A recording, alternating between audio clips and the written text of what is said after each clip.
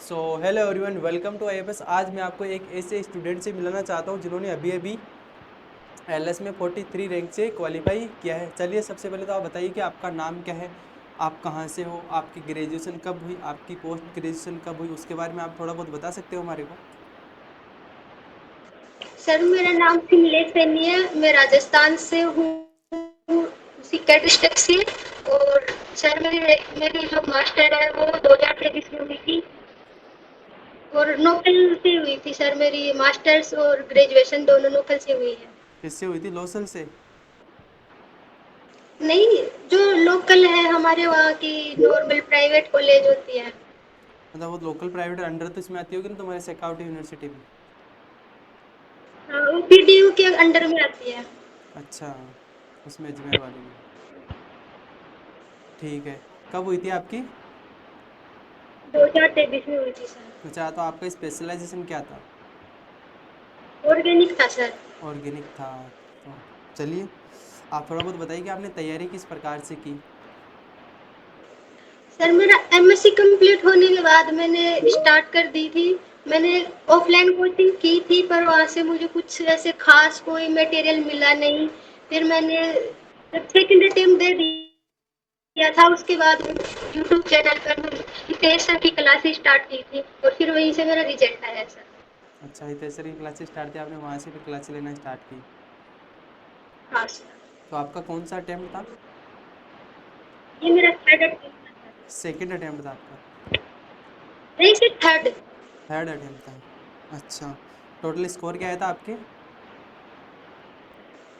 80.50 है। 18.50। अच्छा, अब कैसा लग रहा है आपको?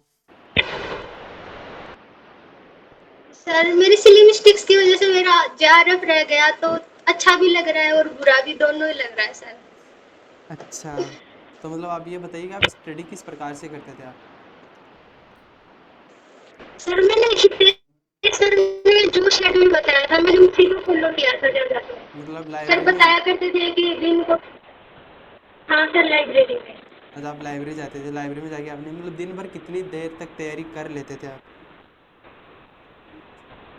सर, इफेक्टिव पढ़ाई होती थी 8-9 घंटे। अच्छा, 8-9 घंटे आपकी पढ़ाई हो जाती थी पर डे? अच्छा, तो मतलब आप किस प्रकार से करते थे लाइब्रेरी में बैठ के, यानी कंप्लीट नोट्स ही पढ़ते थे या फिर क्वेश्चंस वगैरह पे लगाते थे? नहीं सर, पहले मैंने नोट कंप्लीट किए, फिर मैंने पीवाईक्यू कंप्लीट किए, फिर सर ना वैसे पेज नंबर नोट करवाया करते थे कि इस पेज पे ये वाले क्वेश्चन करने हैं, तो फिर वो क्वेश्चन किया करती थी सर। अच्छा, आपने वो क्वेश्चन करना स्टार्ट किया। हाँ। अच्छा, तो मतलब आप जैसे तैयारी करें तो आपको कौन सा सब्जेक्ट इजी लगता था, आपको कौन सा सब्जेक्ट हार्ड लगता था? सर, फिजिकल हार्ड लगती थी मेरे को। और इजी कौन सा लगता था आपको? ऑर्गेनिक इजी लगने लग गया था सर से पढ़ने के बाद। पहले तो ऐसे ही था कि बस कुछ अच्छा। नहीं आता ऑर्गेनिक में, फिर सर को फॉलो करने के बाद अच्छी लगने लग गई। अच्छा, आपको ऑर्गेनिक इजी लगने लगा था। अच्छा, तो मतलब आपने एप्टीट्यूड वगैरह की तैयारी कैसे की फिर? हम्म। मैंने दिनेश सर के लेक्चर देखे थे एप्टीट्यूड के लिए, पर सर टाइम नहीं था। मैंने 2 ही क्वेश्चन अटेम्प्ट किए थे और वो सही थे। अच्छा, आपने सिर्फ दो ही क्वेश्चन एप्टीट्यूड के अटेम्प्ट किए थे? दो ही क्यों किया आपने? क्या आपके पास टाइम नहीं मिला या फिर क्या सर, हुआ? टाइम नहीं बचा। वो टाइम नहीं बचा, मैंने सिपाट को ज़्यादा टाइम दे दिया था सर। मतलब आप जैसे एग्जाम से पहले तैयारी कर रहे थे तो आप मतलब मॉक टेस्ट वगैरह भी लगाते थे क्या?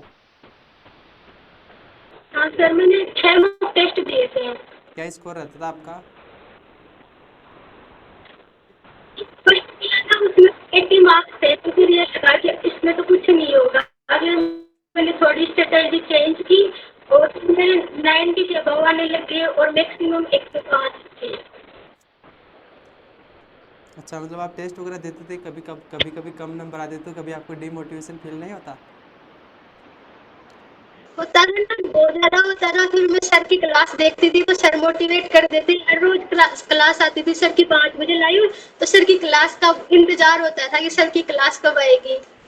अच्छा, मतलब जैसे आप पेपर को अटेम्प्ट वगैरह करते थे तो आपने एग्जाम सेंटर पे अपना प्रेशर कैसे मेंटेन किया? ऐसा रहता है ना कि मैं तो सब कुछ बोल रहा हूँ। उस टाइम पे आपने खुद को कंट्रोल कैसे किया? हाँ, उस टाइम तो ये था कि सर पता नहीं क्या होगा, इस बार नहीं हुआ तो घर वाले छोड़ेंगे नहीं, दिमाग में बहुत कुछ चल रहा था। फिर एग्जाम हॉल में बैठने के बाद धीरे धीरे क्वेश्चन आने लगे तो रिलैक्स होने लगे कि नहीं हो जाएगा हो जाएगा। अच्छा, मतलब आपने डर लग रहा था आपको कंप्लीट किया, भाई क्या होगा क्या नहीं होगा। हाँ। जैसे अब आपका रिजल्ट आया तो आपके फ्रेंड्स वगैरह ने क्या बोले, कॉलेज वगैरह वालों को बताया आपने? नहीं, कॉलेज वाले तो जानते ही नहीं सर नेट वगैरह क्या होती है। जब मैंने कोचिंग की थी वहां पर मेरे फ्रेंड्स बने, उनको बताया तो उनको तो विश्वास ही नहीं हुआ कि मेरा हो गया। अच्छा, मतलब आपके पेरेंट्स वगैरह क्या बोलते हैं करते हैं? नहीं, पेरेंट्स ने बोला कि अच्छा है जो मेरा ये था कि मेरा जेआरएफ होना चाहिए था। मैंने कुछ तरीके से प्रिपरेशन की थी पर मेरा जेआरएफ नहीं हुआ। तो फिर उन्होंने बोला कि जो जो रिजल्ट मिला वो अच्छा है, अब आगे तैयारी करो, उन्होंने ये बोला। आगे तैयारी करो, नहीं मतलब आपके मम्मी पापा क्या करते हैं हाउस में, क्या खेती का काम करते हैं या फिर कुछ और बिजनेस विजनेस चलता है आपके? नहीं सर, मेरी मम्मी आंगनबाड़ी कार्यकर्ता है और पापा जी मजदूरी करते हैं। अच्छा, मतलब सही, फिर भी आपने देखो खुद के हार्ड वर्क से आपने एलएस क्वालिफाई कर लिया सेकंड अटेम्प्ट में ही, थर्ड अटेम्प्ट में ही। तो अब आगे का फ्यूचर का क्या प्लान है आपका? अभी तो पहले ना सर रिजल्ट आने के बाद मैंने सोचा था कि मैंने से पूछा था कि सर मैं असिस्टेंट प्रोफेसर की तैयारी करूं या फिर जेआरएफ के लिए वापस प्रिपरेशन करूं। तो सर ने बोला कि असिस्टेंट प्रोफेसर की कर लो। फिर सर मैंने 2-3 दिन जीके पढ़ा तो मेरे समझ में आ गई कि नहीं मैं जेआरएफ के लिए वापस कर लेती हूँ तैयारी। अच्छा तो तो फिर अभी मैं वापस अच्छा तो आप अभी वो दिसंबर वाला देने वाले हो? दिसंबर में होगा ना पेपर? हाँ। हाँ सर वो देने वाली हूँ पर वो जीके बहुत टफ पड़ता है तो मैंने छोड़ दी जीके पढ़ना। अच्छा, फॉर्म वगैरह तो आपने उसका लगाया है? जी सर लगा रखा है। अच्छा, बढ़िया बढ़िया बढ़िया। तो मतलब आपका भी जेआरएफ का प्लान है कि मेरे को कैसे भी करके जेआरएफ निकालनी है एक बार? हाँ। अच्छा, तो अब आप मतलब अब किस प्रकार से आप तैयारी कर रहे हो, मतलब आपने कुछ आपका बेसिक लेवल तो क्लियर हो चुका, बेसिक तो आपका क्लियर हो चुका, अब किस प्रकार से आप एडवांस की तैयारी कर रहे हो मतलब? अभी तो सर मैं ट्यूशन प्रैक्टिस कर रही हूँ, साथ में थोड़ा थोड़ा फिजिकल भी देख रही हूँ ताकि फिजिकल से भी मार्क्स ले सकूँ थोड़े। मतलब फिजिकल भी देख रहे हो आप प्रैक्टिकल में सर। मतलब आप फिजिकल भी देख रहे हो अभी?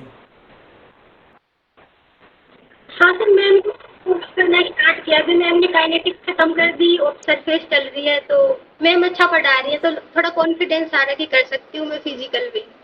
अच्छा, फिजिकल भी कर सकते हो आप, बढ़िया बात है बढ़िया बात है। ऐसे ही तैयारी करते रहिए, एक दिन आपका जेआरएफ भी निकलेगा। डेडिकेट और एप्टीट्यूड की भी आप तैयारी कीजिए, क्योंकि एप्टीट्यूड के बिना थोड़ा डिफिकल्ट हो जाता है जेआरएफ निकालना साथ साथ में। सर की क्लास इंग्लिश की है सर, एप्टीट्यूड की तो बहुत दिक्कत आती है इंग्लिश में और मेरा बैकग्राउंड हिंदी मीडियम है। तो हिंदी मीडियम से क्या होगा, हम भी तो हिंदी मीडियम से है ना, हम भी वही से है, आप जैसे आप जहाँ से हो हम भी वही से, हमने भी तो किया है ना, खाटू श्याम जी से हम तैयारी कीजिए। डॉक्टर खाटू श्याम जी। प्रचार, इसलिए हिंदी मीडियम वाले को कभी दिक्कत नहीं आती, क्योंकि इंग्लिश मीडियम वाले को थोड़ी दिक्कत आ जाती है हिंदी मीडियम को कवर करने में, लेकिन हिंदी मीडियम वाले को कवर दिक्कत नहीं आती है। इसलिए बोल रहा हूँ कि आप भी कीजिए, हमने भी तो किया है ना, हम भी गाँव से ही रहते हैं, गाँव से बिलोंग करने वाले ही है। जी सर। इसलिए तैयारी कीजिए, अच्छे से तैयारी कीजिए और अच्छे से जेआरएफ निकालिए। अब आपको कुछ पूछना है तो पूछिए मेरे को, मन में किसी प्रकार की क्वेरी सर हो। अब ये सर ये बताइए कि मैं कैसे तैयारी करूँ ताकि मेरी अच्छी रैंक से जेआरएफ भी क्वालिफाई हो जाए। अब तो यही करो कि आपको मतलब ये देखो कि आपका कौन सा टॉपिक वहाँ पर वीक था, वीक टॉपिक पर ज़्यादा फोकस करो। उसके बाद वो देखिए क्या, कि मतलब मैक्सिमम से मैक्सिमम क्वेश्चन लगाइए, मॉक टेस्ट लगाइए, पीओआई की प्रैक्टिस कीजिए। तो ये देखना पड़ेगा आपको पीओआई की एनालिसिस क्या होगा, तो आपको पता चला होगा कि 2016-17 के पेपर के आसपास क्वेश्चन रिपीट हुए थे वहाँ पे। सर पहले वाले क्वेश्चन और जो अब क्वेश्चन आते हैं उनमें तो बहुत फर्क है, पूरा ट्रेंड चेंज सा हो गया हाँ सर। तो नए ट्रेंड पे देखो कि किस प्रकार के क्वेश्चन पूछे जा रहे हैं, कहाँ से क्वेश्चन पूछे जा रहे हैं, तो उनको देखिए एक बार, पता चल जाएगा आपको। खुद एनालिसिस करोगे तो आपको ज़्यादा पता चलेगा।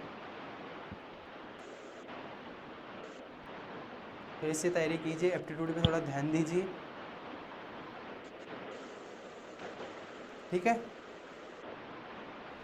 चलिए फिर इंटरव्यू एंड करते हैं। आपने अपना कीमती समय दिया, आप उसके लिए आपको बहुत बहुत धन्यवाद। आपको भी धन्यवाद सर, आपने भी दिया है।